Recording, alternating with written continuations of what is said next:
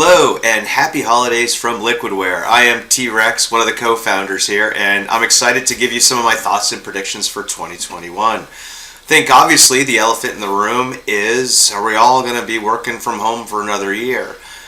I think that I've probably given up on predicting if it's finally the year of the desktop, but I think certainly when we talk about end user computing, the whole dynamics of deployments have changed. I mean, let's be honest. Not only is it going to be work from home, I think we need to anticipate work from anywhere, and not just work from anywhere on the kind of operational side of the house. I think we have to also start anticipating a symmetry where our revenue producing frontline workers or frontline service providers or clinicians or what have you also are going to find and be compelled to interact with customers and consumers in new ways. So I think, is it the year of end user computing next year? I think it's the year of figuring a lot of new models and new architectures that work for certain use cases.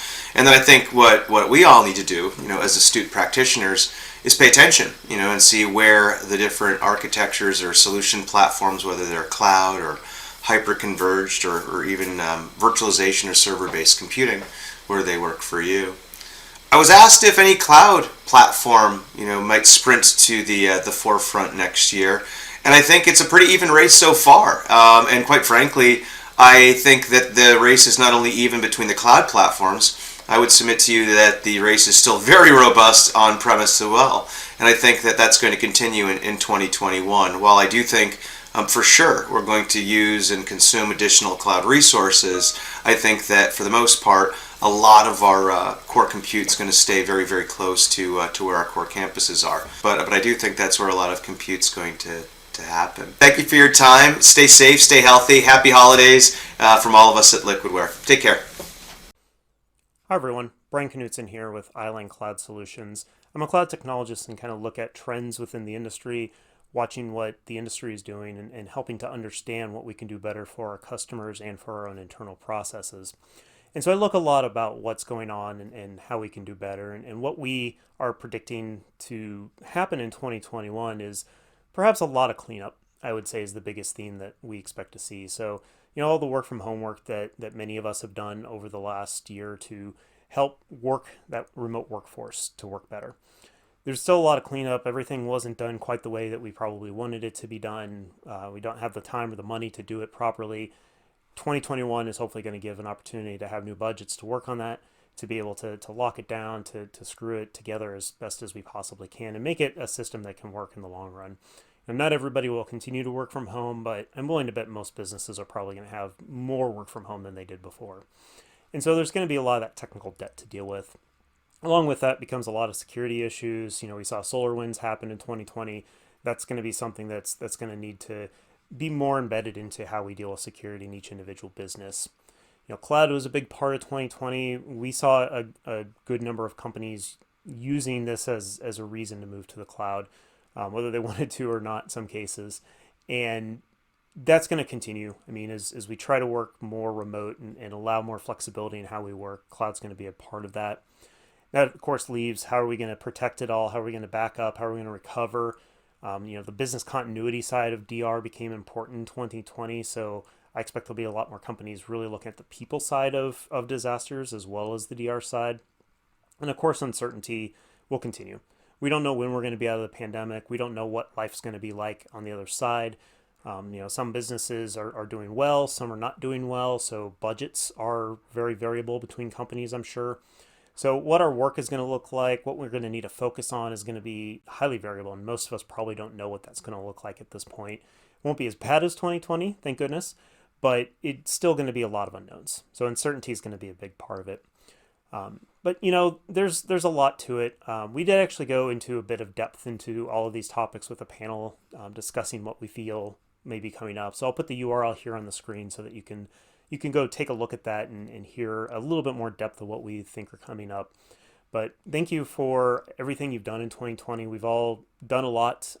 You're out there doing the good work, I hope, and somebody's recognizing it, whether they realize it's you on the backside or not. So we wish you well in 2021. We hope everything goes well, both for you personally, health-wise, family-wise, and at work as well. So take care and have a great year.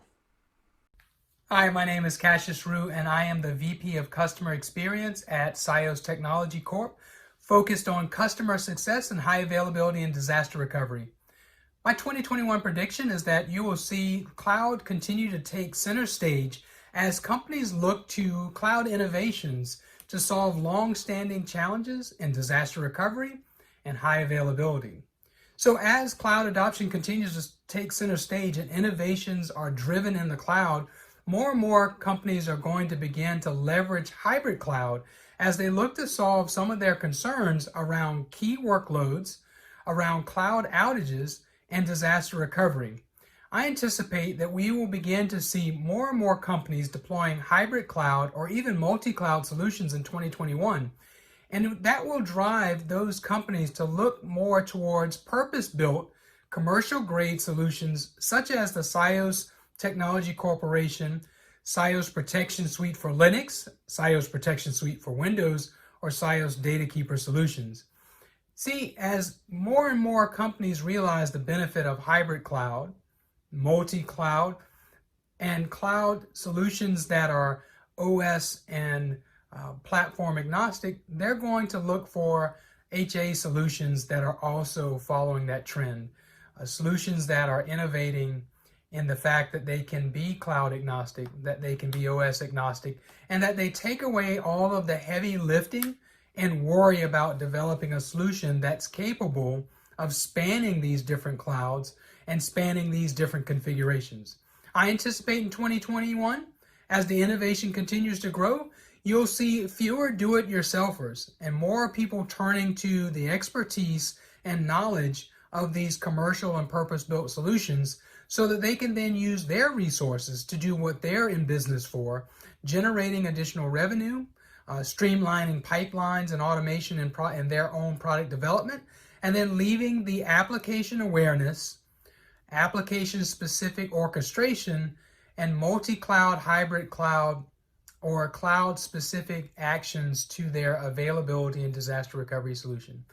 Hi everyone, I'm Victoria. I'm an evangelist at Zoho, and today I'm here to tell you about our AI predictions for 2021. Our top prediction for 2021 is not that AI is going to come and take our security jobs, but rather it's going to augment our security initiatives so we can become more agile and more proactive when it comes to our security. In 2021, we probably won't see AI fighting off cyber threats and malware on its own, but we will see it doing a lot of the upfront work so that we could respond faster and more effectively than we would have been able to if we had just waited until the problem came up. As this kind of AI becomes the norm, we're going to see the real differentiator become not AI on its own, but pairing AI's ability to recognize when there will be a problem with the ability to intelligently communicate that to the user. It doesn't matter if your AI can predict an outage or a threat.